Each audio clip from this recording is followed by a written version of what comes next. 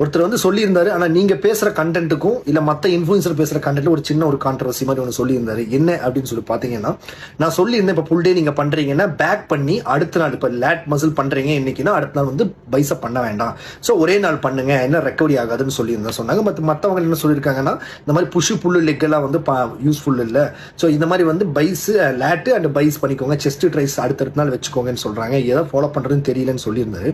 So உடனே சொல்றேன், கேட்டுக்கோங்க. நீங்க லேட் மசில் நீங்க ஃபுல் டேல லேட் பண்றீங்கன்னா கண்டிப்பா பைஸ் லோட் ஆகாம உங்களால பண்ண முடியாது. ஓகேங்களா? கண்டிப்பா மசில் பிரேக் டவுன் நடக்கும்.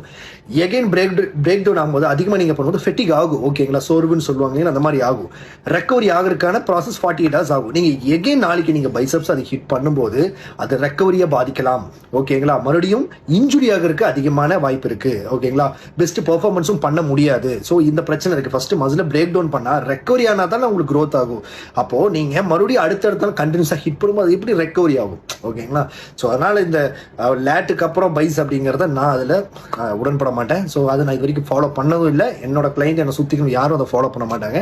ஸோ அதனால மெஜாரிட்டி பீப்புள்ஸ் மென்டல் ஃபிட்னஸ் பண்ணுறவங்க ஸோ இந்த மெத்தடை ஃபாலோ பண்ணீங்கன்னா கண்டிப்பாக இந்த பிரச்சனை வரதுக்கு வாய்ப்பு இருக்கு, இன்ஜுரி ஆகிறதுக்கும் வாய்ப்பு இருக்கு. ஓகேங்களா? ஸோ இதுதான் என்னுடைய கருத்து.